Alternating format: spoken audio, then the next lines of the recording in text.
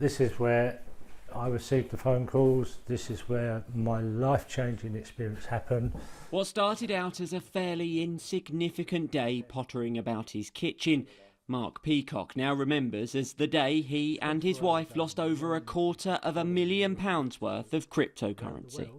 And I received a phone call. It was a block caller ID, and the person said it was Thames Valley Cybercrime, who arrested someone who had a huge amount of personal details on them, all about me. And they told me their crime reference number, their badge number, and after 24 hours I was allowed to go to any police station of my choice where I lived, showed them the crime reference number and the police officer's name, and I was allowed to view all the evidence they had on me. What you're about to hear is audio from similar scam calls, which Mark recorded after fraudsters continued to contact him. He did have on his notes ledger recover. Does that relate to you in any way, shape or form, ledger recover? To Mark, it did. Ledger was the company that makes the wallet where he stored his cryptocurrency. I am going to send the email off to the head offices at Ledger just to make them aware of what's going on. There's a possible compromisation. Now they could be in contact with yourself just to make sure. At this point, Mark was convinced the call was genuine. Panicked by what he'd been told, he spent the next hour desperately trying to secure his accounts, because Ledger Recover is a feature used to access your crypto wallet if you've lost your passphrase. Then came another call from someone posing as a rep from Ledger, who convinced Mark of his supposed identity over email and quoted the same crime reference number. Someone's actually tried to set up for Ledger Recover, which is quite concerning. So you need to look into this and get this all sorted with immediate effect.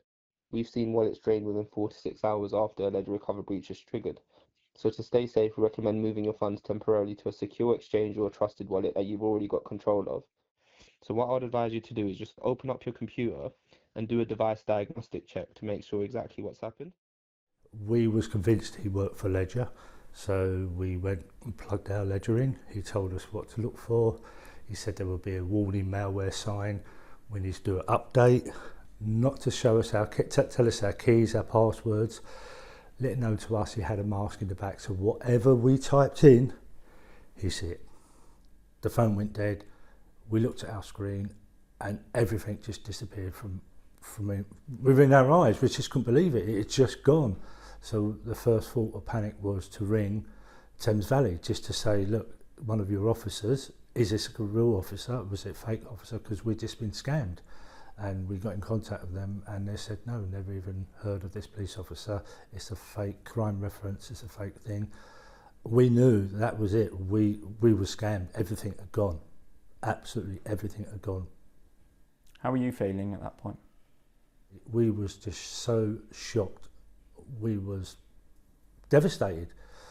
Then into panic, because what do we do next? How do we get our crypto back? How do we get it followed? It's gone. These are such clever people.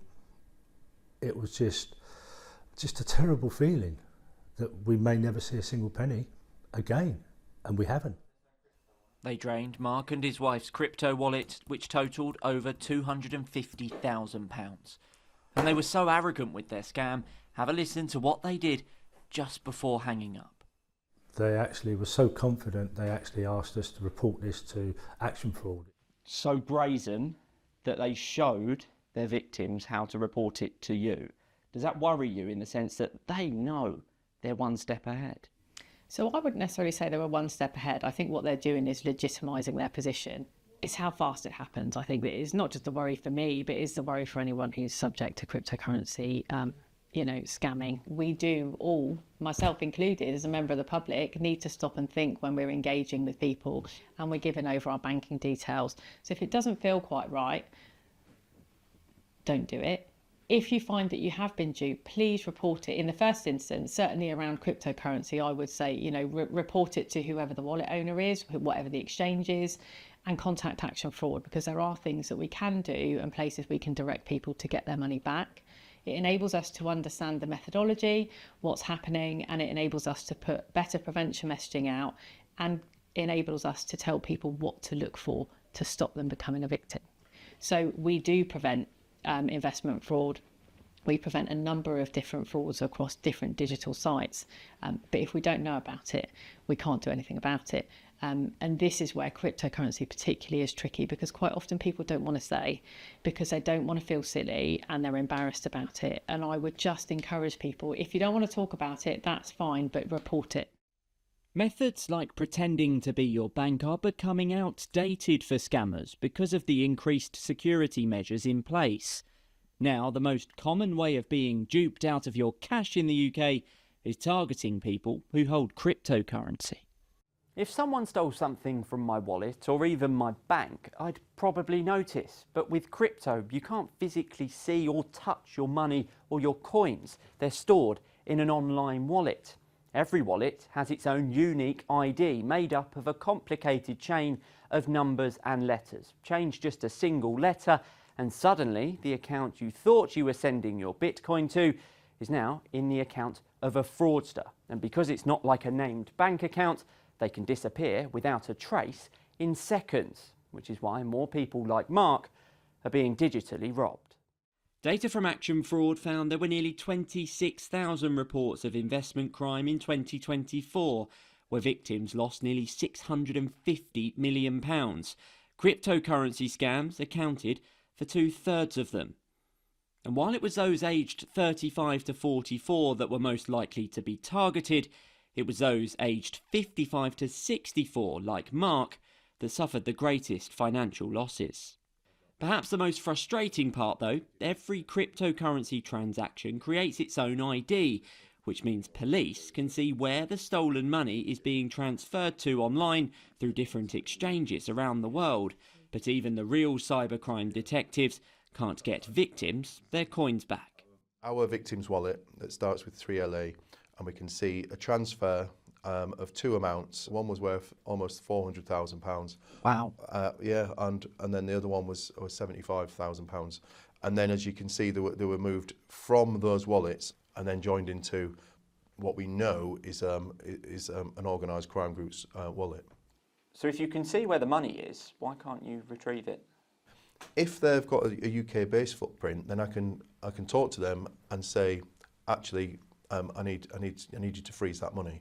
Based on this investigation, we can see the people are using the mobile telephones to cash out in Dubai, the Seychelles, countries that we haven't got a great relationship with law enforcement sometimes, so we can't subpoena their exchanges, and we can't even get the local police officers to knock on the door. We join the police to help people and to catch criminals, and we can see where this money is, and we can see it's in an account in another country, and we can say to the victim, your money's in China, and that is as much as I can tell you.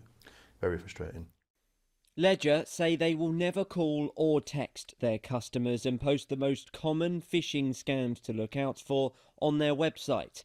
They warn their users to never share their 24-word passphrases with anyone under any circumstances. But for Mark, it's too late. The only bitter relief for him now is there's nothing left for fraudsters to take. We've saved up for 8 years collecting crypto. It's more than a pension. We have got absolutely nothing left. They have taken absolutely everything. We don't know from day to day how we're going to pay the bills. We wasn't after a fantastic lifestyle, just a normal everyday lifestyle for myself, my wife, my grandchildren, my son.